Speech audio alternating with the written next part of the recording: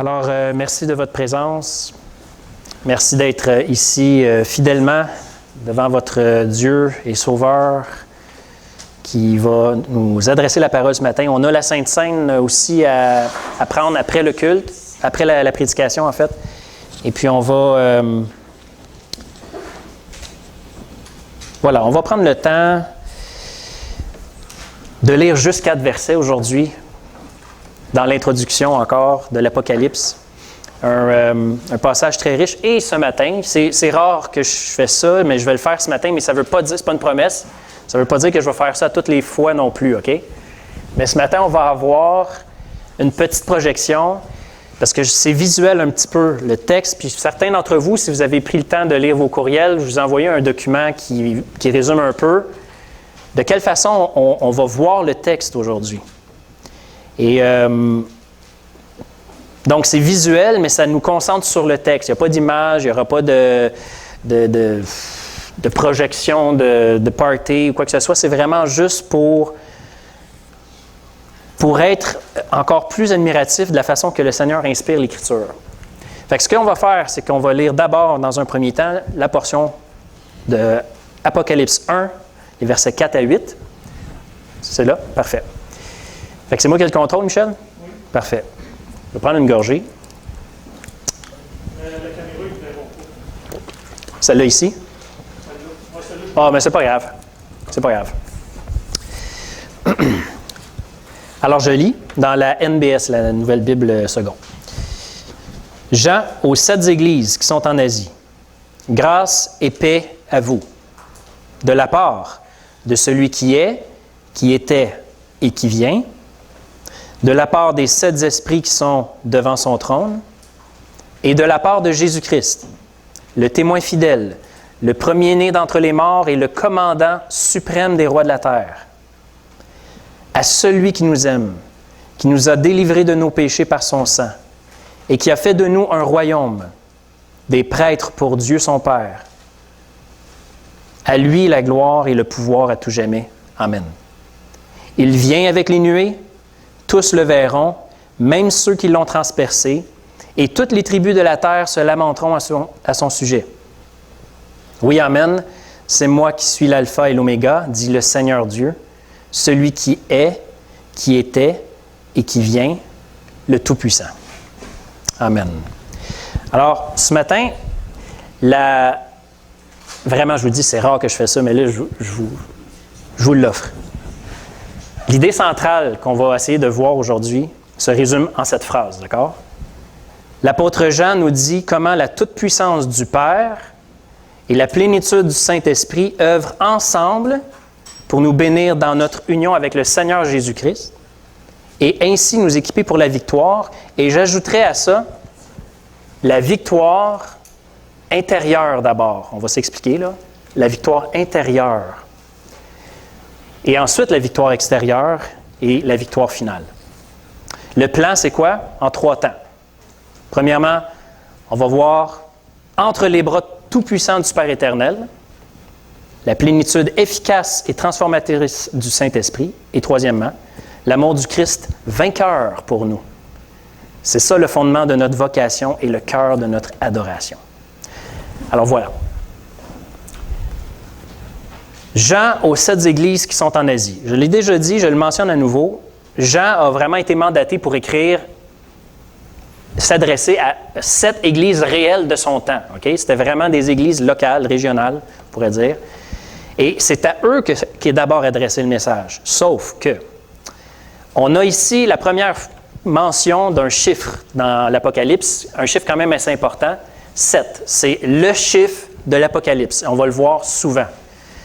Et même quand on ne le voit pas écrit tel quel, il est partout dans l'Apocalypse, soit parce qu'il y a des images ou il y a des signes particuliers.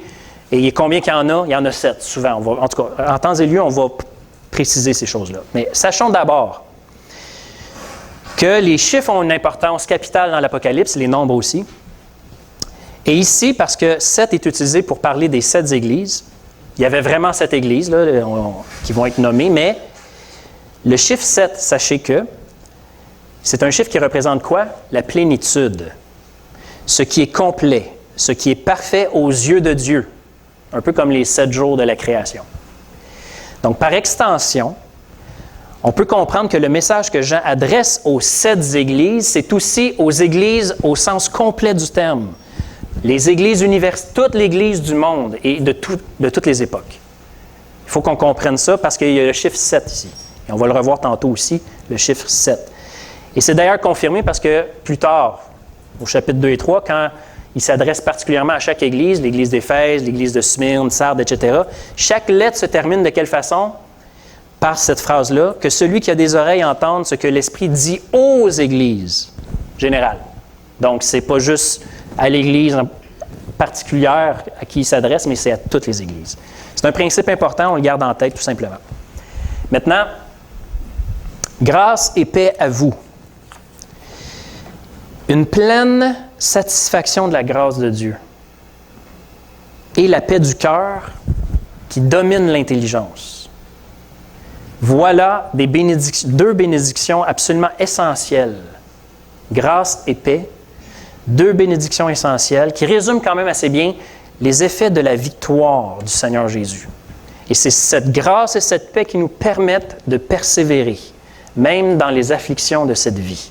Ce n'est pas des petits mots banals qu'on met là au début parce que c'est ça qu'on écrit d'habitude quand on écrit une lettre. Non, non. Grâce et paix, c'est le résumé des effets de la victoire de Jésus-Christ. Et c'est à ça que le Seigneur veut nous accrocher parce qu'il y a des temps difficiles devant nous. Et même qu'il y en a déjà pour la plupart d'entre nous. Certains d'entre nous plus que d'autres. C'est ce que le message, ce que Jean s'apprête à nous dire finalement, qui va vraiment nous permettre d'apprécier ces bénédictions-là. Fait qu'il faut vraiment être attentif. Mais soyons rassurés en partant. L'efficacité de ces bénédictions-là, grâce et paix, ne dépend pas de la qualité de celui qui les reçoit. Ça ne dépend pas de nous. Ça dépend de celui qui les accorde, Dieu, et qui les accorde généreusement d'ailleurs. De la part de celui qui est, qui était et qui vient. C'est qui ça? Est-ce que quelqu'un le sait? C'est Dieu, Dieu, d'accord? On a un Dieu trinitaire. C'est qui dans la Trinité? Pardon? C'est pas le Fils, c'est le Père. C'est la façon que l'Éternel se présente en passant à Moïse. C'est dans Exode 3, quand Moïse va dire, mais je m'en vais vers le peuple, mais j'annonce qui, moi, là? C'est qui m'envoie? Et il va dire, tu diras au peuple que c'est celui qui s'appelle « Je suis ». Et c'est comme si on expliquait le nom de cette façon-là ici, celui qui est, qui était et qui vient. En fait, c'est l'Éternel présent. Il est toujours là. OK? C'est celui qui est là du début à la fin et qui tient du début à la fin tout entre ses bras. Et quand on parle de tout ici, on parle de la grande histoire de l'humanité, plus précisément l'histoire de la rédemption. Comment Dieu veut sauver l'humanité. Il tient tout ça entre ses bras. C'est une image. Mais ça nous aide à comprendre qu'il n'y a rien qui échappe, il n'y a rien qui sort du plan de Dieu, le Père, le Tout-Puissant. D'ailleurs, ce qui est intéressant, c'est qu'on va voir, juste à la fin du message, le nom revient. Le même nom, celui qui est, qui était et qui vient, revient à la fin du message, comme pour souligner encore plus l'effet qui est là au début et il est là à la fin. Quand les auteurs bibliques écrivent de cette façon-là ou structurent leurs textes, des fois, on découvre des secrets, en guillemets, qui nous révèlent des vérités. À savoir que Dieu nous parle pour nous faire comprendre qu'il est là du début à la fin, comme c'est le cas ici, par exemple. On pourrait parler des bras de sa souveraineté. Mais le Père n'est pas le seul dans cette étreinte-là. Okay? Ce n'est pas juste lui qui est impliqué là-dedans. Il y a également de la part des 7 esprits qui sont devant son trône. Bon, là, c'est un peu bizarre parce que on va parler de la plénitude efficace et transformatrice du Saint-Esprit, mais ici, il est question de 7 esprits. Est-ce qu'on parle de d'autres esprits ou on parle de l'Esprit de Dieu? On parle de l'Esprit de Dieu. Et on va d'ailleurs remarquer que la salutation, elle est trinitaire. On parle du Père, on parle de l'Esprit, puis on va parler du Fils. Mais ici, on parle du Saint-Esprit. Pourquoi est-ce qu'on parle de 7? Bien là, ça fait référence à ce que je vous ai dit tantôt. Le chiffre 7, et je pense que on appelle ça une clé de lecture. C'est que dès le début, là, on commence l'Apocalypse, dès le début, l'auteur, Dieu aussi en fait, nous donne un indice comment il va utiliser les chiffres dans l'Apocalypse. Les Juifs de toute époque et les premiers chrétiens savaient très bien que l'Esprit de Dieu est unique. Il y en a juste un. Il y a juste l'Esprit de Dieu. Il est au singulier. Donc, mais ils comprenaient aussi que le langage apocalyptique et prophétique est là pour nous aider à voir des réalités qui sont difficiles à transmettre en mots. Fait qu'ils utilisent des chiffres, et le chiffre 7, comme on vient de le dire, c'est le chiffre de la plénitude, complet. Alors, le fait que 7 est utilisé devant l'Esprit, ça veut simplement souligner, symboliser la plénitude du Saint-Esprit et son action universelle. Il est important parce que l'Esprit, c'est lui qui exécute le plan de Dieu sur terre. Et c'est quoi ce plan? Bien, c'est entre autres la construction de son temple, qui est son Église. Il est souligné dans le verset que cet Esprit plein, la plénitude de l'Esprit est devant son trône. Et quand on parle ce langage-là, on parle que devant le trône de Dieu, c'est là où s'exécutent les choses. C'est l'exécution de l'autorité divine qui se passe là, devant le trône. Alors, l'Esprit est pleinement présent dans cette œuvre-là et pleinement actif pour faire arriver exactement ce que Dieu veut. C'est l'Esprit qui nous donne l'impulsion divine, la pulsation divine, si vous voulez, qui pompe la vie dans son corps, qui est l'Église. Cette image, en fait, c'est l'image des 7 esprits là, qui sont devant le trône de Dieu. C'est une image empruntée au livre de Zacharie. On va voir ça jeudi. Zacharie, chapitre 4. C'est une image qui nous vient de là. Puis je vous avais dit, je vous avais averti, puis ça va arriver souvent. L'Apocalypse puise énormément dans l'Ancien Testament, dans les livres des prophètes en particulier. Et Zacharie, c'est un des prophètes qui est souvent utilisé pour... c'est ça, qui est souvent cité en quelque sorte. Et intéressant, je m'en vais au verset 7, mais je ne le commente pas tout de suite, mais je vais juste vous dire que ce qui est souligné en bleu, là, c'est une citation de Zacharie aussi. Fait qu'au début et à la fin, entre les deux bras du Père, tu as aussi l'action du Saint-Esprit au début puis l'action du Saint-Esprit à la fin. Il y a réellement une correspondance ici.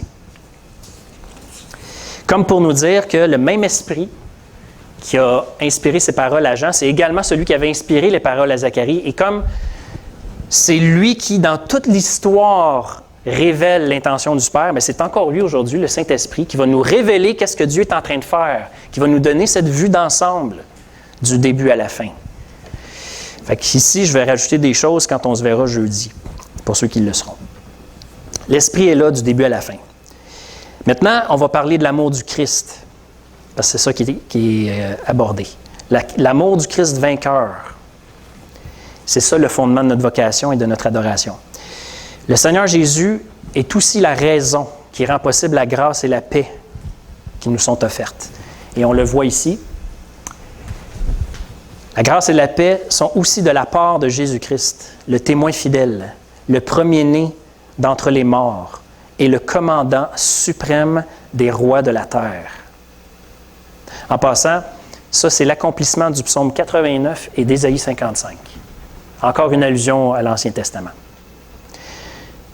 Le seul, Jésus-Christ, le seul qui nous révèle le vrai Dieu, il n'y en a pas d'autre, le chemin et la vérité. Il est aussi le premier-né d'entre les morts, drôle d'expression, le premier-né d'entre les morts. Quand on voit cette expression-là dans la Bible, premier-né, c'est pas au sens que Jésus est né à un moment donné, au sens il n'existait pas, puis à un moment donné, oups, il existait, c'est pas ça. Le premier-né, c'est celui qui a droit à l'héritage. Le premier-né, c'est celui qui, en fait, en référence justement au psaume 89, qui nous indique qu'il va être le plus important dans la famille. Parce que le premier-né, l'aîné, c'était la personne qui, normalement, après le père, c'était le représentant de la famille. Fait que l'expression « premier-né d'entre les morts », c'est qu'il est le plus important. Mais d'entre les morts, ça nous dit autre chose. Très intéressant aussi. C'est qu'il est le premier, en tout temps, mais particulièrement de sa nouvelle création. La nouvelle création a déjà commencé. Ce n'est pas juste quand Jésus va revenir, là. C'est déjà commencé. Quand? Quand Jésus est ressuscité. Le jour de sa résurrection, c'était le premier jour de la nouvelle création qui commençait. Le soleil se levait sur la nouvelle création de Dieu qui commençait. Et elle continue jusqu'à ce jour. À chaque fois que quelqu'un naît de nouveau, il est intégré à cette nouvelle création. On est dans ce monde, bien qu'on n'est pas de ce monde. Et un jour, il n'y aura pas juste les gens qui sont appelés à habiter cette nouvelle création. Il va également y avoir la nouvelle création, une nouvelle terre, de nouveaux cieux qui vont être recréés. Mais en attendant ce jour, qui est créé de nouveau? Ce sont les gens, le peuple de Dieu, la nouvelle création. Donc, c'est une expression qui nous dit que Jésus est le commencement de la nouvelle création, qu'il est le plus élevé des rois de la terre. Le plus élevé des rois de la terre. En ce moment même. En ce moment même. On sait qu'un jour, il va venir pour régner et manifester son règne de façon visible. Mais en ce moment même, Jésus est le commandant suprême des rois de la terre. Les rois, gouvernement, autorité de ce monde. Jésus est le commandant suprême.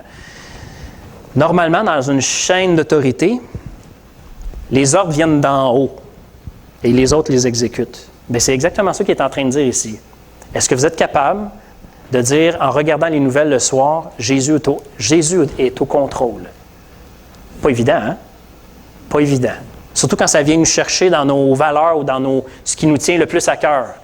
On a de la misère à comprendre que le Seigneur est aux commandes. C'était d'ailleurs la grande question que Job se posait aussi. À un moment donné, il dit, « Mais Seigneur, je ne comprends pas là, tout ce qui m'arrive. » Mais on est appelé à reconnaître son autorité. Et là où l'Église est rassemblée, c'est là où doit se manifester d'abord et avant tout cette confiance que Dieu est en contrôle. Si l'Église ne remplit pas ce mandat-là, le monde ne pourra pas le faire. C'est l'Église qui est mandatée à manifester cette confiance que Dieu, Jésus, est réellement aux commandes du monde et de l'histoire et de tout ce qui s'y déroule. Jésus est appelé, on l'a vu, le témoin fidèle, digne de foi, authentique, le seul, le vrai. Mais on est appelé à être transformé à son image. On est appelé à être transformé à l'image de Christ. Donc, nous aussi, on doit être appelés des témoins fidèles. Pas à pas, on est appelé à être transformé à cette image-là. Témoin authentique. On doit voir le Seigneur. Le voir, là, ça veut dire être vraiment saisi et se laisser transformer par la vérité de sa seigneurie. Il faut que ça nous transforme. Et je vous parlais au début que tout ça, ce qu'on est en train de voir ce matin, doit nous amener à nous préparer à la victoire, mais vivre cette victoire-là aussi. Et cette victoire-là, elle commence où? Elle commence en dedans. Elle commence chez nous, dans notre cœur, dans notre communion avec le Seigneur et en Église. Et je pense, ça c'est vraiment personnel, là, mais j'ai vraiment l'impression que le Seigneur veut vraiment nous éveiller à ça en ce moment dans nos circonstances très étranges. Qui ne donne pas le choix à l'Église de se tourner un peu à l'intérieur, justement. Puis arrêter d'essayer d'avoir les formes et les apparences d'une Église, alors qu'en dedans, peut-être tout s'écroule. On est vraiment, vraiment appelé, je crois, à se questionner, à tourner des regards, pas d'une manière maladive, mais honnête et authentique devant Dieu, de dire, OK, Seigneur, est-ce que ton règne, je dis, on prie que ton règne vienne, mais est-ce qu'il se manifeste dans ma vie? Est-ce que je le laisse m'imprégner et me transformer? Je pense que ce sont des questions qui s'adressent à l'Église en ce moment. C'est le Seigneur qui dirige à son gré les autorités visibles et invisibles de ce monde, selon l'intention du Père, pour faire arriver tout ce qui est favorable. Favorable à qui? Favorable à nous, à l'affermissement de son peuple. Il veut vraiment qu'on soit un peuple ferme. Mais ferme dans quoi? Dans la foi, dans la confiance en lui. C'est ça la victoire qui triomphe du monde, c'est notre foi. Nous, on espère que la victoire va se manifester dans le changement des circonstances. ce qui nous accable, ce qui nous déprime, ce qui nous fait souffrir. On dit, Seigneur, je veux voir ta victoire, je veux que l'épreuve disparaisse. Ça arrive des fois. Mais je dis bien des fois parce que je pense que l'intention première, c'est surtout cette confiance, cette paix, cette grâce qui vraiment nous... Pas juste qu'on y pense et qu'on se dit « Ah, c'est beau, hein, penser à ça, la grâce puis la paix. » Non, non. Ça nous émerveille, ça nous transforme. Et là, à ce moment-là, il y a une autre façon de voir les choses qui devient évidente. Et les gens le voient et les gens se posent des questions autour de nous. Bref.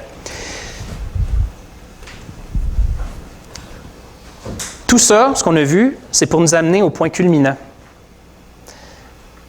et faire surgir une des plus belles expressions de cette victoire-là.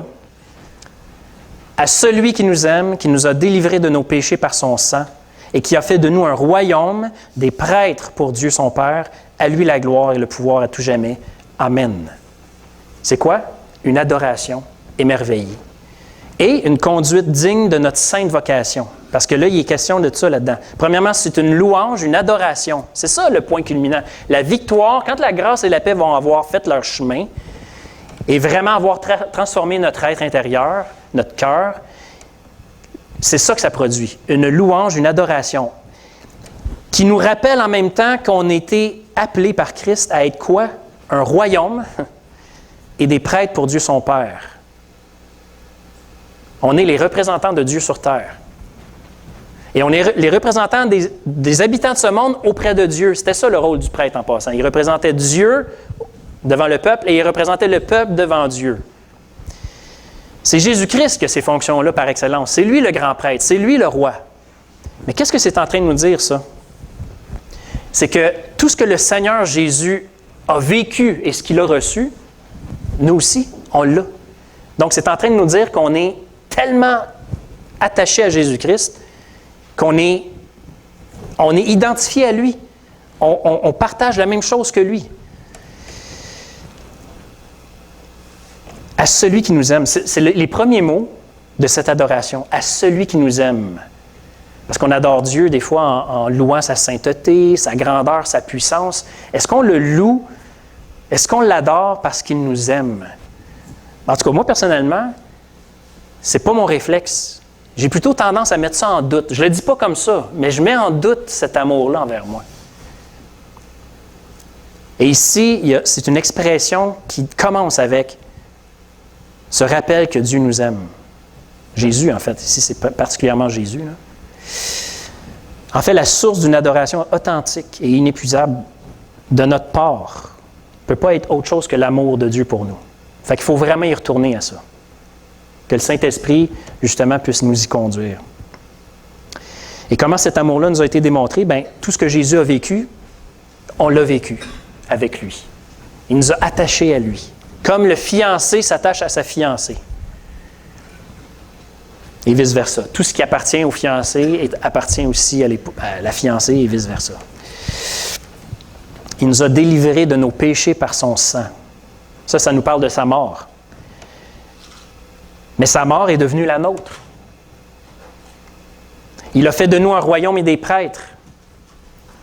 Comme on le disait, cette position-là, Jésus l'a reçue après sa résurrection. Sur terre, là, Jésus n'était pas le roi, n'était pas le roi officiel. Il n'était pas grand prêtre. Il n'avait pas le droit d'être grand prêtre sur terre. Jésus a reçu ses fonctions de roi et de grand prêtre quand il est ressuscité, quand il est retourné auprès de son Père, quand il s'est assis à sa droite. C'est là qu'il a reçu royauté et sacerdoce. Donc, puisqu'il est roi et grand prêtre, ça veut dire qu'il est ressuscité, et il a fait de nous un royaume et des prêtres. Donc, nous sommes ressuscités. Fait qu'on a tout partagé avec le Seigneur, et sa mort et sa résurrection. C'est extraordinaire. Il y aura beaucoup de détails à donner là-dessus aussi jeudi. Mais il nous dit ici, et ça c'est intéressant, regardez bien.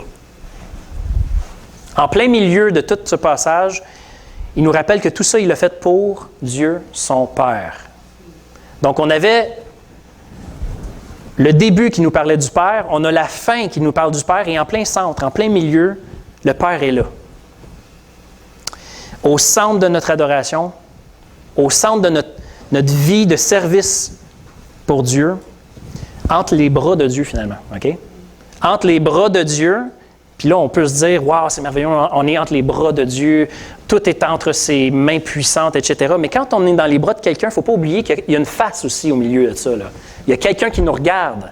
Il y a quelqu'un qui veut nous communiquer quelque chose. Pas juste avec la force de ses bras, mais en disant, « Regarde, là, ici, il y a quelqu'un, là. » Ça dirige notre attention vers le centre, qui est toujours Dieu le Père. Et le Seigneur veille vraiment à nous reconduire vers ça, à reconduire notre attention vers le regard accueillant de notre Père. Le regard accueillant de notre Père. Jésus lui-même, tout au long de son ministère, il faisait ça dans son amour pour le Père parce qu'il voyait constamment le Père l'aimer aussi. Mon Fils bien-aimé en qui j'ai mis toute mon affection. C'était ça, le cœur de la foi de Jésus-Christ, parce que Jésus aussi a marché par la foi. Verset 7. Oups, fin du diaporama, comment ça? Ah, c'est parce qu'on l'avait déjà vu, c'est ça.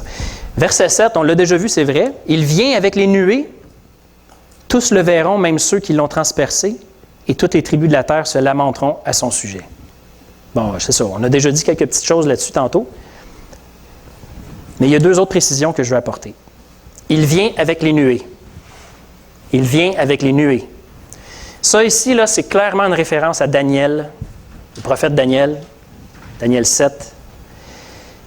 Quand il a vu, dans sa vision, un homme, quelqu'un de semblable à un homme, entrer dans la sainte présence de Dieu pour recevoir de Dieu le pouvoir, la royauté universelle.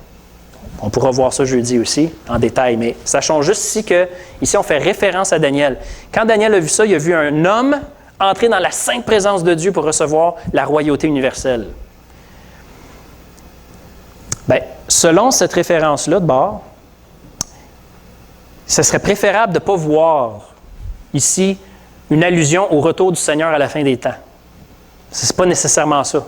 Il vient sur les nuées, on pense automatiquement à Jésus qui revient à la fin des temps. Ça ne veut pas nécessairement dire ça. Si on se fie à la référence qui inspire le texte, c'est un homme qui arrive en présence de Dieu pour recevoir la royauté. Mais ça nous parle quand même de 3 choses en même temps. C'est déjà un fait accompli, le Seigneur a vraiment reçu sa royauté. Le Seigneur va revenir à la fin. De la même façon qu'il est monté au ciel, il va redescendre aux yeux de tous. Il va revenir sur les nuées. Mais c'est également une promesse que le Seigneur fait pour l'Église d'aujourd'hui et de maintenant. Il vient, et en passant, notez que le verbe est au présent. Il vient. Il vient. Il vient faire, par l'œuvre de son Saint-Esprit, quelque chose pour son Église de toutes les époques et de toutes les nations du monde. Il vient. Mais il vient comment? Comment est-ce que le Seigneur vient en ce moment dans nos vies? Bien, il vient, entre autres, le texte nous dit ici, il vient et tous le verront, même ceux qui l'ont transpercé, et toutes les tribus de la terre se lamenteront en son sujet. C'est intéressant parce que tous le verront, on peut comprendre qu'un jour tous le verront, mais ceux qui l'ont transpercé, là, à qui ça vous fait penser, ça? Aux Juifs, quand ils ont crucifié Jésus, hein? Mais le texte original ne met pas l'accent sur le fait qu'il se fait passer. Il met l'accent sur l'action qui est toujours pertinente pour aujourd'hui. En d'autres mots, on pourrait dire qu'il continue de le percer. OK? Et ça, c'est qui, ça? C'est tous ses ennemis. Le Seigneur vient aujourd'hui faire quoi? Il vient confondre tous ses ennemis. Non pas pour dire, gars, je vous l'avais bien dit, hein, vous êtes tous des perdants puis vous êtes perdus. Non. Il vient pour sauver ses ennemis. Ceux qui le percent, il les tourne vers lui et il les convainc de péché et il les amène à la repentance. Ce que suggère un peu le texte d'ailleurs. Toutes les tribus de la terre se lamenteront ou se frapperont à son sujet. Regret et repentance. C'est exactement le contexte de Zacharie, parce que ça vient de Zacharie, ça. C'est exactement ce contexte-là. Ça s'adresse au peuple de Dieu.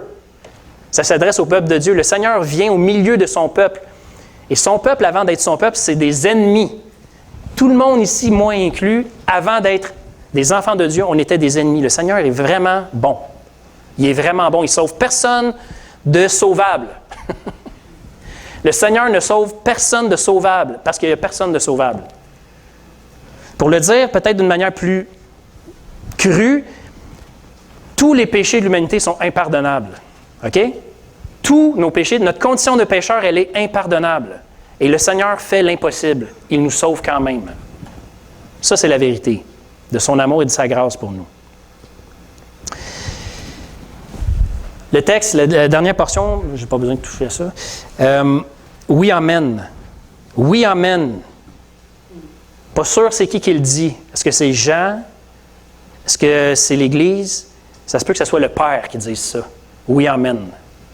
Le Père confirme et termine le passage qu'on a lu aujourd'hui. Et c'est peut-être lui qui dit oui, amen. C'est moi qui suis l'alpha et l'oméga, dit le Seigneur Dieu, celui qui est, qui était et qui vient, le Tout-Puissant. On a parlé au début, mais là, il y a comme des petites précisions supplémentaires. Le fait que le nom de Dieu, du Père, celui qui est, qui vient, qui était et qui vient, c'est ce mot-là, ce nom-là, pourquoi il est répété? Mais ça aussi, ça peut nous donner une clé de lecture qui met de l'avant quelque chose d'intéressant. Peut-être que c'est une façon de voir comment l'Apocalypse est écrit. Je m'explique. Le nom de Dieu, on comprend qu'il est éternel. Il n'y a jamais eu de commencement, il n'y a jamais eu de fin. Il est présent en ce moment. Pour lui, l'histoire, ce n'est pas quelque chose qui se déroule d'une manière chronologique.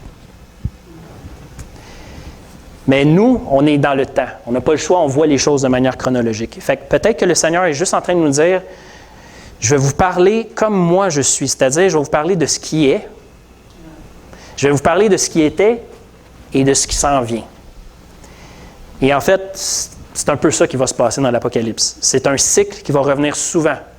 Nous, on pense qu'il faut lire l'Apocalypse du début jusqu'à la fin, puis on se dit que tout arrive dans cet ordre-là. Non, pas nécessairement. En fait, c'est beaucoup plus probable que à maintes reprises dans l'Apocalypse, on recommence. On parle de ce qui est, ce qui était, ce qui vient. Ce qui est, ce qui était, ce qui vient, etc.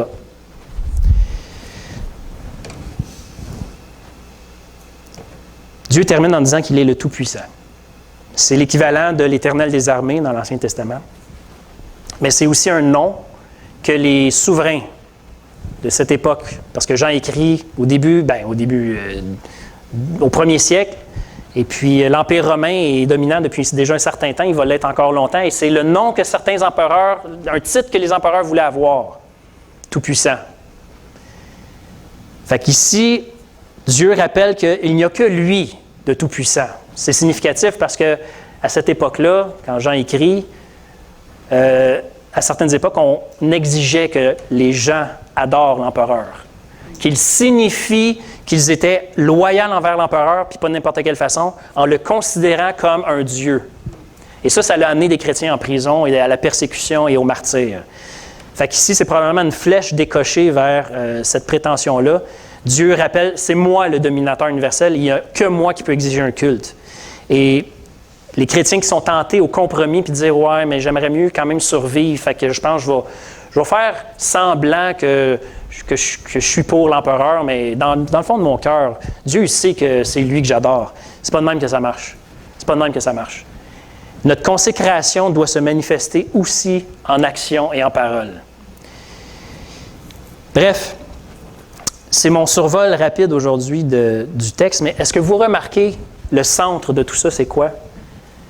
Le centre, c'est vraiment Jésus-Christ, et plus particulièrement l'adoration qui lui est due et notre conduite devant lui.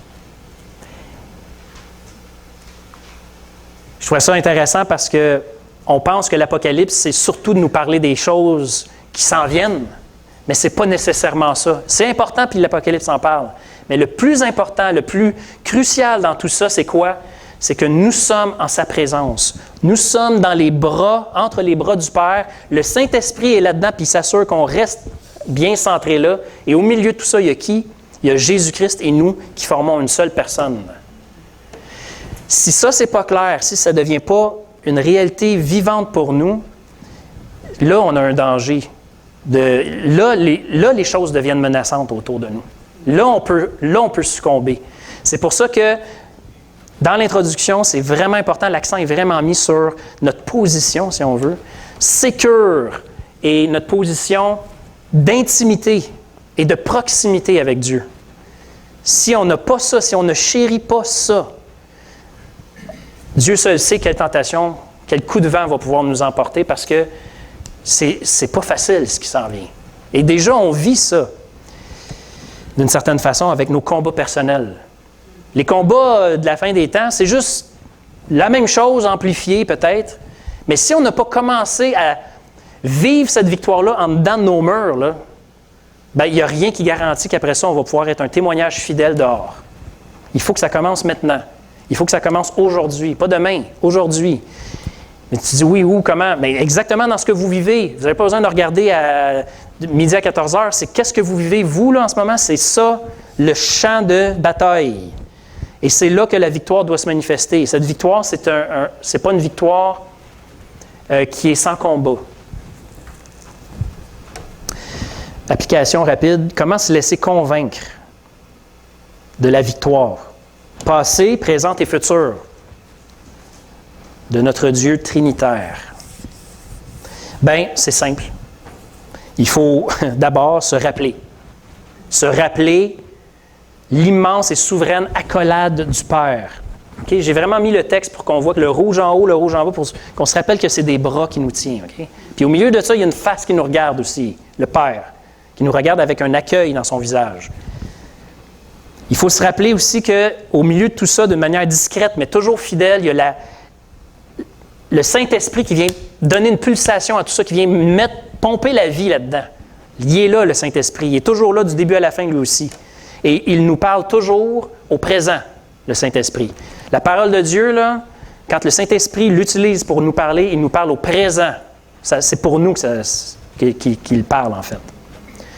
Puis il faut aussi se rappeler qu'on est vraiment unis au Seigneur Jésus d'une manière tellement intime qu'on pourrait dire que ça se confond. Le Seigneur est roi, il nous a aussi appelés à la royauté. Le Seigneur est prêtre, souvent sacrificateur, bien, il nous a aussi appelés à être des prêtres pour Dieu son Père. Sa mort, c'est notre mort. Sa vie, c'est notre vie aussi. Il faut vraiment se rappeler cette union sacrée. Parce que quoi? C'est là que le Seigneur, Dieu, le Père, dirige toujours son regard sur Jésus-Christ, toujours. Et si on se sait en Jésus-Christ, bien, on se sait regarder du Père d'une manière qui va nous combler, qui va nous satisfaire et qui va nous apaiser aussi. Il va y avoir cette paix, cette grâce et cette paix qui vont prendre le dessus dans nos vies. Et quand on vit ça, quand un être humain est rempli de cette grâce et de cette paix, ça ne peut pas passer inaperçu. Ça ne peut pas passer inaperçu. Et là, les gens vont dire, « Donne-moi raison, explique-moi ton espérance. » C'est là qu'on est dans ses bras, et c'est toujours là qu'on va être, mais c'est toujours là qu'on est d'abord et avant tout. Vous vous dites, non, moi je suis dans une circonstance difficile en ce moment. C'est vrai, mais c'est secondaire. Tu es d'abord et avant tout dans mes bras, au milieu du Saint-Esprit et uni à Jésus-Christ d'une manière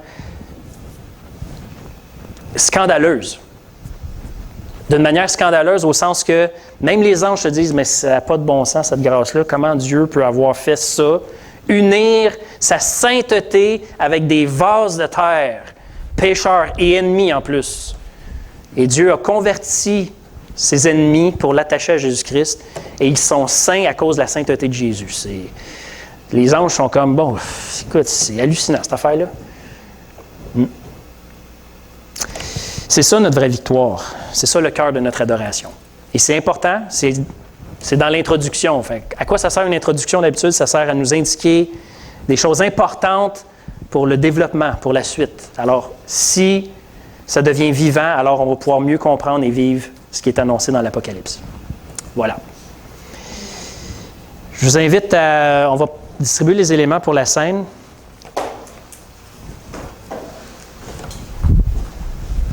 On va le laisser là.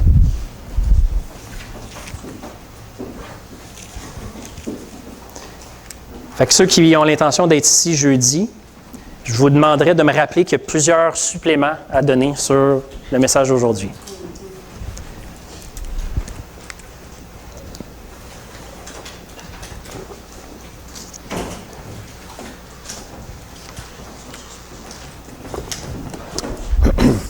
Et je vais lire une... Vous ne pourrez pas parce que vous allez tenir vos éléments, c'est correct. Je vais lire dans Jean, chapitre 6. Oui. Tout a été préparé selon les règles sanitaires, avec des gants, des masques et tout. Fait que si vous n'êtes pas à l'aise de le prendre, prenez-le pas. Ça s'adresse aux enfants de Dieu, bien sûr. Si vous n'appartenez pas au Seigneur, si vous n'avez pas fait de confession de foi, vous ne prenez pas la scène, s'il vous plaît. Et donc, je disais, je vais lire dans Jean chapitre 6. Faites juste être attentif, c'est tout. Quelques versets.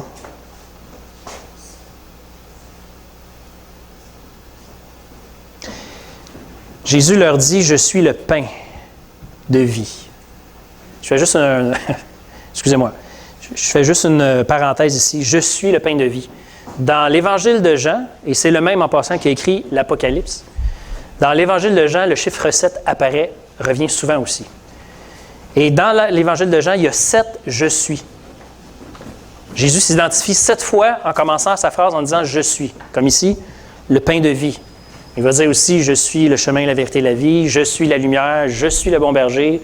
Là, j'en oublie, là, mais il y en a 7. C'est intéressant quand même. « Je suis le pain de vie. Celui qui vient à moi n'aura jamais faim. Et celui qui croit en moi n'aura jamais soif. » Donc, pourquoi on mange et on boit ce matin? Pas parce qu'on a soif. Pour se rappeler qu'il y a une satisfaction réelle en Jésus-Christ.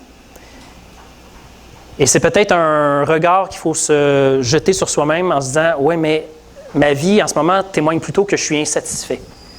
Je suis toujours à la recherche de quelque chose qui me manque, on dirait. » Eh bien, c'est pas parce que le Seigneur est infidèle à sa promesse. C'est parce qu'on s'est laissé combler par les choses de ce monde. Celui qui mange des choses de ce monde, si on pourrait dire le pain de ce monde, aura encore faim. Celui qui boit des eaux de ce monde aura encore soif. C'est dans ce sens-là ici que le Seigneur nous le rappelle. Mais moi, je vous dis, vous m'avez vu et vous ne croyez point. Il parle aux Juifs à ce moment-là, mais ça peut être pour nous aussi. Tous ceux que le Père me donne viendront à moi. Et je ne mettrai pas dehors celui qui vient à moi. Car je suis descendu du ciel pour faire non ma volonté, mais la volonté de celui qui m'a envoyé. Or, la volonté de celui qui m'a envoyé, c'est que je ne perde aucun de tous ceux qu'il m'a donnés, mais que je les ressuscite au dernier jour. Dernier jour, lors de son retour. La volonté de mon Père, c'est que quiconque voit le Fils et croit en lui ait la vie éternelle. Et je le ressusciterai au dernier jour. Et là, les Juifs murmuraient à son sujet parce que Jésus avait dit, « Je suis le pain qui est descendu du ciel. » Et ils se disaient, « N'est-ce pas là Jésus, le fils de Joseph, celui dont nous connaissons le Père et la Mère? Comment donc dit-il, je suis descendu du ciel? » Jésus leur répondit, « Ne murmurez pas entre vous. Nul ne peut venir à moi si le Père qui m'a envoyé ne l'attire. Et je le ressusciterai au dernier jour. » Voyez-vous l'insistance sur le fait que quand on appartient au Seigneur, il y a une certitude au bout, là. On va être ressuscité. Le Seigneur est là du début à la fin de cette marche avec lui. Si on croit en lui, nous sommes nés de lui. Et par conséquent, nous allons être ressuscités. Il n'y a pas, peu importe ce qui va se passer entre les deux, c'est une certitude. Fait que c'est vraiment, je trouve que ça va bien avec le message d'aujourd'hui. Et ainsi de suite. Verset 47, en fait, vous n'avez pas de verset, vous autres, mais en vérité, je vous le dis, celui qui croit en moi a la vie éternelle. Je suis le pain de vie. Fait que c'est tout. Je voulais juste qu'on cogne sur le clou encore pour se rappeler que le Seigneur est fidèle, que c'est son œuvre de nous appeler, de nous conduire et de nous accueillir à la fin. Mais pas au sens qu'il nous a lancés dans le monde, puis là, il a bien hâte de nous revoir parce que ça fait longtemps qu'il nous a vus. C'est pas ça, là. Il est vraiment avec nous au travers de cette marche, aussi difficile soit-elle. Alors voilà, on va prendre le pain dans un instant. Seigneur, je veux te remercier pour ta fidélité. Tu es le témoin fidèle comme on l'a lu.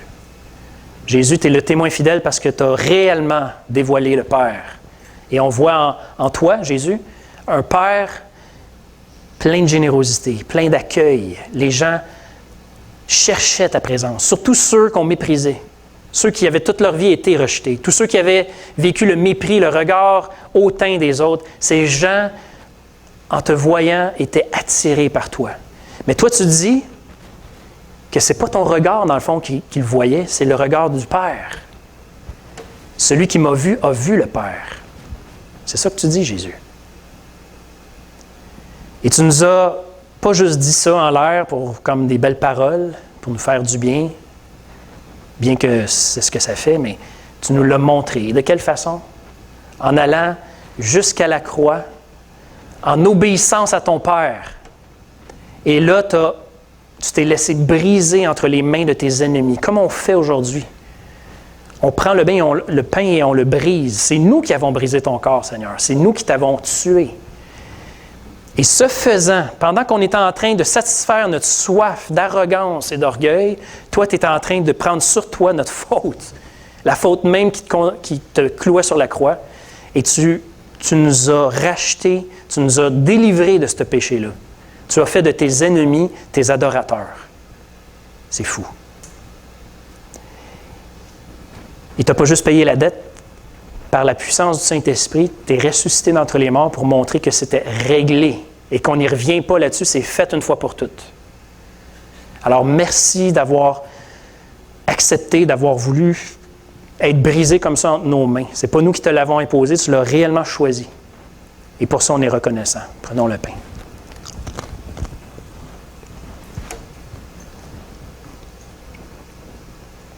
Cette chose très sainte, Seigneur, qui est ta vie, ton sang qui a été versé, c'est le symbole de ta vie donnée. Tu l'as vraiment donné, ta vie. D'une manière atroce, d'ailleurs. Mais ce sang, en même temps, devenait la signature officielle et inviolable de ce Dieu qui nous aime et qui veut nous transformer par son amour.